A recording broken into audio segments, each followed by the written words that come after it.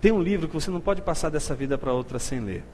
Chama-se O Poder Através da Oração, do M. Bounds. Já ouviram falar nesse livrinho?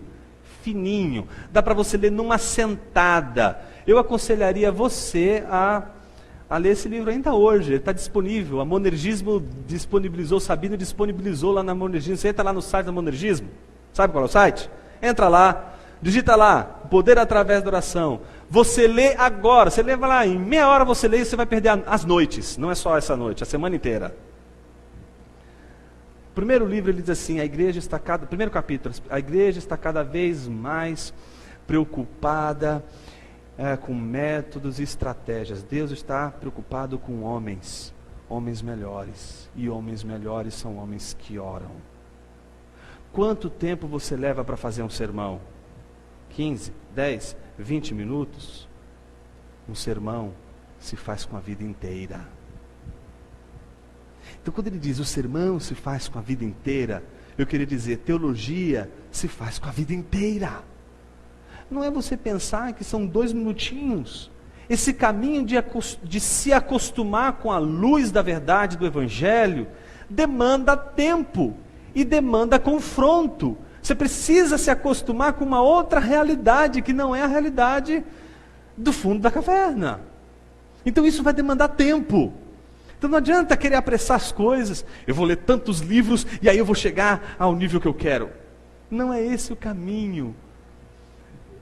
Essa maneira de pensar é a maneira pragmática desse mundo que a gente vive, do fast food, da comida rápida, do pouco tempo, não é? Esses dias eu fiquei escandalizado, eu não tinha visto isso, passando de carro, lá na Domingos de Moraes, eu olhei assim, uma igreja enorme, e letras enormes, drive-thru da oração.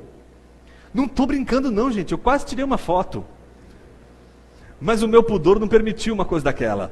Mas drive-thru da oração, e é um drive mesmo, a pessoa entra com o carro, tem até um todo, porque se estiver chovendo, né? Aí você pergunta, por que eu imaginei, né? Eu fiquei pensando, aí você fica olhando lá, o cara vai com o carro, passa lá com o carro, põe a cabeça para fora, o cara faz uma oraçãozinha rapidinho nele, ele volta para dentro, aí na frente tem um lugar para ele contribuir e vai embora. É oração para quem não dispõe de tempo. Gente, teologia demanda tempo. Vai precisar de tempo sim. E talvez este seja a nossa maior dor, a nossa maior dificuldade. Eu quero encerrar essa primeira parte falando sobre isso e aí a gente abre para as perguntas. A nossa dificuldade com o tempo, porque para pensar a gente vai precisar de tempo. Para conduzir a nossa mente nessa postura de humilhação diante da revelação de Deus, portanto, de mergulhar no texto bíblico, de pesquisar o texto bíblico, de tentar compreender Deus à luz da Bíblia, tudo isso vai demandar muito tempo. Como é que a gente consegue equacionar essa necessidade do tempo com as demandas, por exemplo, financeiras que a gente tem? Eu me lembro que quando eu estava logo quando eu saí do seminário, aí eu fui fazer o mestrado em teologia lá na Teológica, em São Paulo. Eu trabalhava no banco, na compensação na época, e à noite eu ia para a faculdade. E eu não sei se alguém aqui é bancário ou já foi bancário, era na época dos 15 minutos cravados para o almoço. Só tinha 15 minutos para almoçar. Teve um dia que eu fiquei desesperado.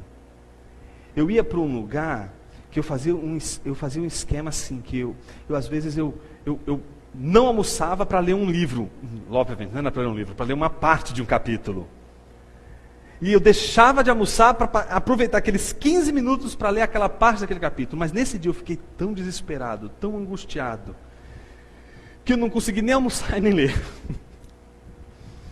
E eu me lembro que eu dizia assim, meu Deus, mas como é que eu vou conseguir? Como é que vai dar para ter tempo para estudar? Eu acho que talvez, ouvindo tudo isso, você esteja se perguntando assim também, né? Jonas, eu acho que eu me enquadro nisso. Eu estou vendo você falar o tempo todo de inteligência humilhada, e que a inteligência humilhada não é uma aniquilação da inteligência e um mergulho na fé, não, é uma inteligência que se aplica humildemente, ou seja, não tentando encontrar por si mesmo o conhecimento de Deus, mas tentando encontrar o conhecimento de Deus através de Deus, através da revelação de Deus. E isso tudo demanda tempo, demanda meditação, horas de estudo, de conversa, de diálogo. Mas eu estou trabalhando tanto, não consigo encontrar tempo. Como é que eu consigo equacionar o tempo de estudo com a minha vida hoje ocupada? Enfim, como eu posso me tornar um teólogo? Como eu posso fazer teologia se eu não tenho tempo para estudar? Deus te chamou. Se Ele te chamou, Ele sabe como vai conduzir tua vida e como você vai chegar lá. Quanto tempo leva para preparar um sermão? 15 minutos? 20 dias? Não.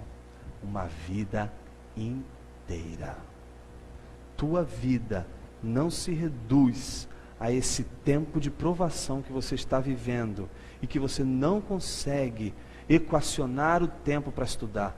Tua vida, tua dedicação, a vocação de Deus na tua vida não se reduz a esse momento de provação que você está passando. Portanto, respira fundo, aperta o cinto e no dia seguinte troca o almoço por 15 minutos de leitura.